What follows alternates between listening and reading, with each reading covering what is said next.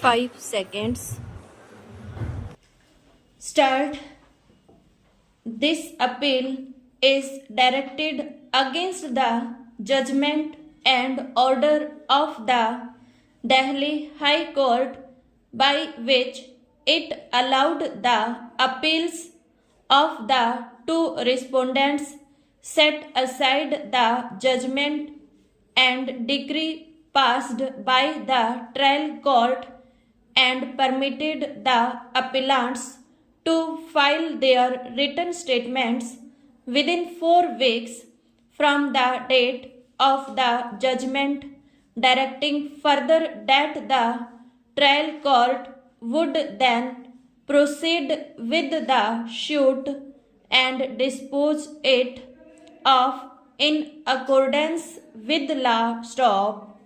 The appellant MSHDFC instituted a suit under Order 37 of the Code of Civil Procedure 19,008 for realization of its dues against defendant number 1 and the two respondents who were the grantors to the loan. Stop.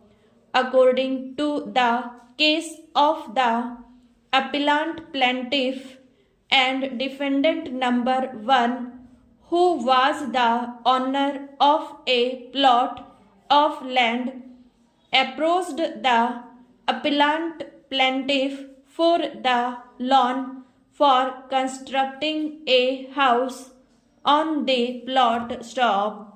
The loan was sanctioned. Defendant number 1 executed the loan agreement and a promissory note in favor of the appellant. Stop.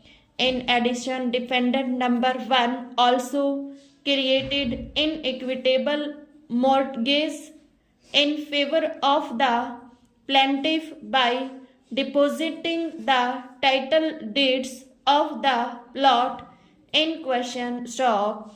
The other two defendants respondents before this court stood guarantee for repayment of the loan and executed the letters of guarantee. Stop.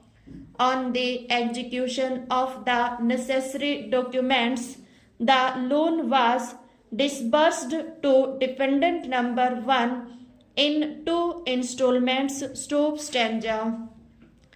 The loan amount along with interest at the rate of 15 per annum was to be repaid in equalized monthly installments over a period of 180 months, and in case of default according to the terms of the loan, the outstanding would attract additional interest at the rate of 18 per annum. Stop.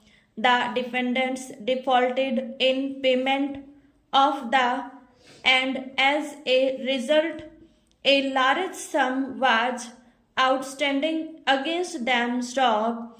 The defendants did not pay the installments despite letters and remainders. Stop. Hence the plaintiff invoked the guarantees and intimated the two respondents that in case of a failure to make the repayment, legal proceedings would be instituted against them. Stop. Despite the aforesaid letter and legal notices sent on behalf of the appellant, the defendants did not pay the outstanding amount of rupees 4 lakh, and the plaintiff was thus left with no option but to institute the suit for realization of its dues from defendant number 1 and the grantors of the said loan as such. Stop. Defendant number 1 did not appear in the suit despite notice stop. The two defendants respondents, however, appeared